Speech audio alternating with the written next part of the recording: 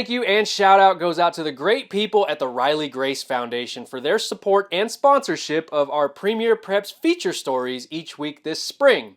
The Riley Grace Foundation provides support and resources for families experiencing the struggles that come along with pediatric cancer.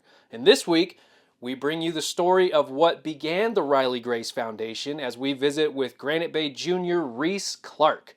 Reese and her twin sister Riley were inseparable until a sudden terminal illness changed their lives forever. Now, every time Reese steps onto the softball field, she hopes to honor who she says was her built-in best friend.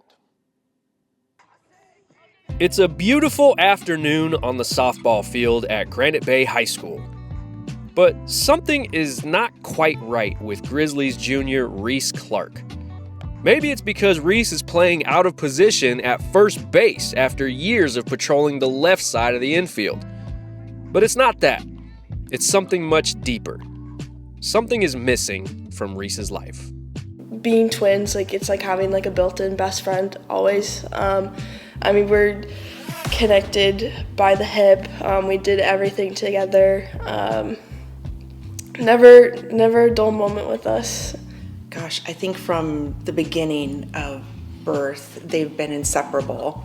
And they would, try to get in each other's cribs and try to sleep together and hang out together. And they were always doing something. Yeah, there's definitely when they say they have that twin bond. Yeah. Like that mental telepathy. They're looking at each other, but they know each other's thoughts before they even say anything. That was them.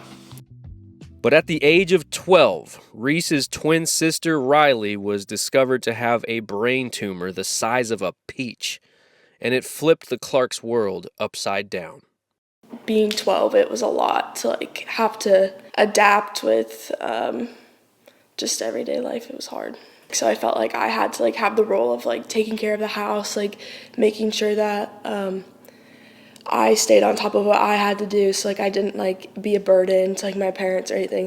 Just something that was they didn't have to worry about me. I feel my headspace was at the time everywhere but myself. And even when Riley was in the hospital and Reese couldn't be there because it was during COVID, so she couldn't be there, Reese would say, "Mom, was Riley in pain today?" I was like, "Yeah, how did you know that?" She's like, "I could feel it, Mom. I knew it. I knew what she was feeling. Was it hurting here?" And she'd say the specific place. I was blown away. After years of treatment, surgeries, chemotherapy, blood transfusions, nothing seemed to ease Riley's pain. The cancer had metastasized and eventually led to every parent's worst nightmare. The unfortunate thing, which we didn't know, is that the radiation treatments had actually created some damage to her brain, and she stopped talking. When we did a full body scan in July of 22, they basically said that it spread, and there's nothing we could do. And we had hospice come in. From October, they gave her 3-4 months. She held on for almost 7, and unfortunately, she passed in June of 23.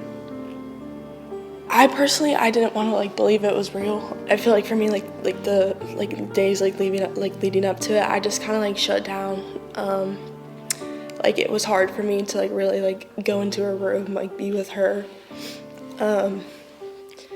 But just doing the best I could to be with her and just be with her as a family in the final days. Nearly 2 years after Riley's passing, Reese still looks to softball to help cope with her loss. And although some days are far more difficult than others, she knows that Riley is always with her on the field. I would say me and softball during the time of my sister being sick was definitely a love-hate relationship. It was really hard for me to learn how to separate the game and also separate my feelings about my sister on the field and what was going on with our family to where I am right now, and to where when my sister did pass, it definitely has been an outlet for me. It's kept me grounded. It's given me a lot of structure that I'm glad that I had. It gave me a reason to get up every day and go do something, be with teammates who had my back, who were there for me when some of my other friends weren't. Just to have a family and to have somewhere to go and for people to be there for you during that time.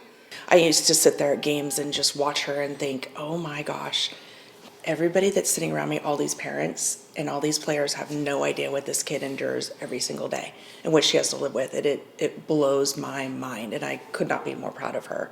The way she shows up, like she said, you would never know that this kid's going through what she's going through behind the scenes. Mm-hmm. Before Riley's passing, the Clark family created the Riley Grace Foundation with a mission to help other families in their shoes find therapy and several other pediatric cancer resources.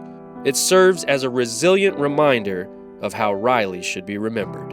When I think of Riley, like, she was just a really like free-spirited person. Like, she didn't care what other people thought. Like, she was there for everybody. I mean, I think like the reason why I am who I am with wanting to be there for people is like because of my sister. Like, she loved everybody. Like, she was always about having fun. I mean, she loved nature. Just being like a super just kind like person that everybody would want as like a friend. From Granite Bay High School, I'm Nick Pecoraro, and this is Premier Preps.